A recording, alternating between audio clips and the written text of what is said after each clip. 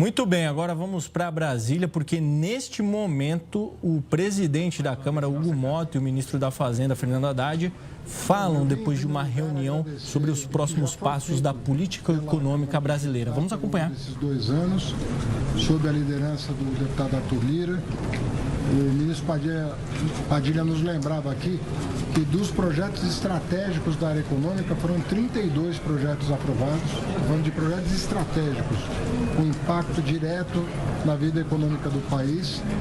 E trouxemos ao conhecimento agora do presidente Hugo Motta, que conviveu conosco também durante esses 2 anos como líder, e foi um líder de muito prestígio e de muita efetividade na condução dos trabalhos aqui internos, conseguiu conciliar com os demais líderes e junto à presidência da casa esse ritmo de produtividade. Trouxemos para ele uma pauta com 25 iniciativas, das quais 15 dependem ainda do Legislativo. 8 projetos que já estão tramitando e 7 projetos que serão encaminhados nas próximas semanas para cá. São projetos também estratégicos, nós estamos falando de projetos que vão ter impacto em algum mercado, em algum setor da economia importante. Eu vim aqui agradecendo o que já foi feito e dando conta do impacto que projetos já aprovados, né, a repercussão que já tiveram no mercado. Falava do mercado de venda de veículos, por exemplo, o mercado de venda de imóveis, que teve um impacto muito importante do mercado da lei de marco de garantias, né? E poderia citar aqui extensamente vários projetos que já modificaram setores importantes da economia. Então, da mesma maneira que fizemos com esses 32 projetos, nós pretendemos fazer com esses 15, que nós estamos propondo votar, se tudo der certo, né, nesse próximo biênio, mas lembrando que o ano que vem é ano de eleição e, portanto, nós vamos tentar mobilizar toda a equipe da Fazenda, do planejamento da Casa Civil, da SRI, para estar à disposição dos relatores a serem designados, quando for o caso, para que nós possamos avançar de forma mais transparente possível, dando satisfação à opinião pública do que está em jogo e de como isso pode ajudar a alavancar os negócios no Brasil, nos colocar à disposição de toda a casa para que isso aconteça o mais rapidamente possível. Vejo na figura do deputado Hugo Motta uma liderança extraordinária que o Brasil já conhecia e passa a conhecer melhor agora num cargo tão importante. Acompanhei o seu mandato até aqui, aliás, o 4º, e tenho a satisfação de dizer que a relação entre nós ao longo desses últimos 2 anos não poderia ser melhor. Estendo isso aos líderes que frequentaram o Ministério da Fazenda, como é o caso do deputado Brito, do deputado Isnaldo, do deputado do Dr. Luizinho, obviamente que nosso querido deputado Guimarães, que frequentaram a Fazenda e azeitaram a relação, porque a comunicação ficou muito mais fácil, muito mais efetiva, e isso permitiu fazer com que a agenda econômica evoluísse. Vocês vão receber pelas mãos do Chico Prado o mesmo documento que eu entreguei para o presidente. Já foi encaminhado, para que vocês possam também dar transparência e nós possamos fazer o acompanhamento, inclusive a sociedade acompanhar, os setores afetados acompanhar, para que o resultado final das votações seja a expressão do que o país precisa e do que o país quer. Ministro, quais são as prioridades que o senhor apresenta desses 15 projetos, né? Tem alguma prioridade, aquela prioridade zero? Seria o imposto de renda? Qual seria? Não, você tem projetos de grande repercussão, né? Você tem o projeto, obviamente que a reforma da renda é um projeto muito importante. Você tem a questão do devedor contumaz, que está em fase adiantada de conciliação em torno de um texto. Você tem a lei de falências, que está já no Senado, votado pela Câmara, mas há ajustes importantes a serem feitos para que nós possamos eventualmente sancioná-lo, dando mais garantia para os credores que hoje recebem pouco das massas falidas. e garantindo crédito, a eficácia na recuperação de crédito, você diminui o spread, como aconteceu com várias leis já aprovadas pelo Legislativo.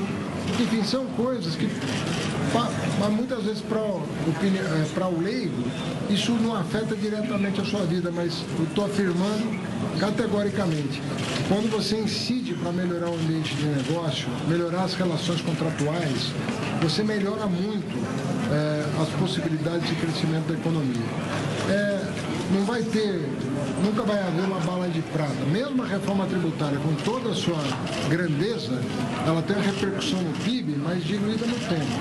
Então, é tijolinho por tijolinho que nós vamos construir uma economia mais robusta. A Fazenda já tem a compensação do impacto da reforma do imposto de renda? Só perguntando, o presidente Lula disse que estavam sendo feitos ajustes na Fazenda. Nenhuma renúncia fiscal no Brasil pode ser feita sem compensação. Mas qual? O presidente vai anunciar quando ele achar conveniente. Mas já tem desenhado, sei que o senhor não pode falar do presidente, mas já tem então essa compensação, já está desenhado ou isso ainda vai ser estabelecida pela equipe econômica? Nós terminamos o desenho. Os super salários estão nesse desenho? Tem o desenho então da compensação, já está estabelecido, é isso? Não pode ser só para te deixar certinho. Eu só não vou adiantar porque não tem autorização do Planalto ainda para isso, mas assim que... Isso está na mão já do presidente Hugo Mota, então, com essa compensação... Não, projeto de lei não. Quando que vai chegar? A gente tem uma previsão? Agora começa uma tramitação formal, né? Então, isso vai acabar vindo nas próximas semanas. Mas ainda em fevereiro, março... O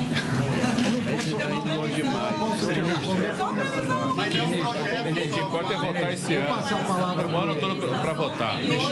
Só lembrando o seguinte, essa é uma reforma que nós queremos que tramite com a cautela devida e com a transparência devida.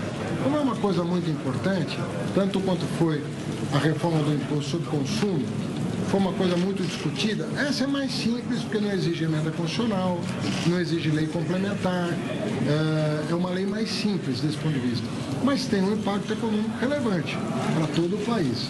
E nós não estamos, como isso passa a ter vigência no 1º de janeiro do ano que vem, a Câmara e o Senado têm que ter o tempo devido para analisar. Nós mesmos nos debruçamos sobre essa matéria durante mais de um ano na Fazenda, depois da promulgação da emenda constitucional da reforma sobre consumo. Não é uma coisa simples de ser votada, é uma coisa que vai exigir debate. E o presidente Lula... Vai mudar, então, né? Isso é uma definição. Em relação ao que já tinha sido apresentado ali no final do ano passado. Nós não apresentamos nada no final do ano passado. Teve a compensação acima dos R$50 mil, aumento da faixa da... Não. Os parâmetros que foram utilizados naquele anúncio foram mantidos, mas, conforme eu anunciei ainda no ano passado, tinha uma correção que eu encomendei, que o presidente Lula concordou, e por isso que houve esse delay no encaminhamento, porque eu queria ter segurança de que não ia haver injustiça de forma nenhuma.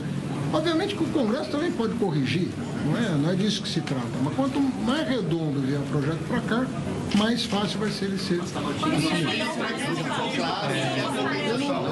Eu não vou mais falar sobre esse assunto. Eu vou pedir aqui a compreensão. Eu vou pedir a compreensão aqui dos queridos jornalistas para aqui rapidamente trazer a posição nossa, da presidência da Casa e também do Colégio de Líderes. Primeiro, de termos, ministro, uma postura colaborativa. Nós aqui reconhecemos o papel importante que Vossa Excelência cumpre para o país. Nós já temos, aí ao longo desses 2 anos, uma parceria de trabalho, que foi aqui liderada pelo presidente Arthur Lira e apoiada por nós, líderes então à época, que praticamente ajudamos a aprovar quase toda a agenda econômica enviada pelo governo. Fiz questão de reafirmar isso há pouco na reunião que tivemos, que conduzindo a presidência da Casa, a postura será a mesma. Nós teremos uma relação de lealdade, não diria a agenda do governo, mas lealdade ao país, lealdade de poder sempre, com muita franqueza, dizer o posicionamento que essa casa tem sobre determinado tema.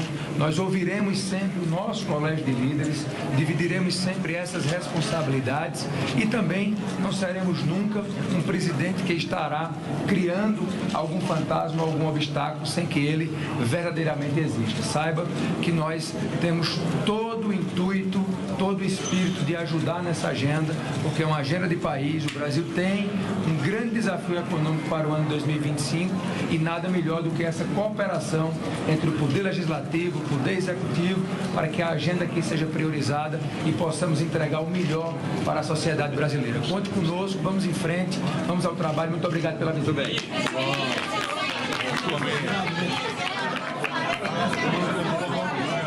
Muito bem, nós acompanhamos essa coletiva e é muito interessante a gente acompanhar essa aproximação, essa abertura de diálogo que ficou muito clara depois dessa reunião que o ministro da Fazenda, Fernando Haddad, fez ao presidente da Câmara para levar 15 projetos que são aí o futuro da política econômica do Brasil para os próximos anos. Agora é ver se essa amizade, né, se esse diálogo se mantém para os próximos meses de votação, mas fato é que nesse momento existe um diálogo e uma troca de informações entre os poderes e nos próximos meses a gente vai ver se isso está acontecendo ao longo das votações.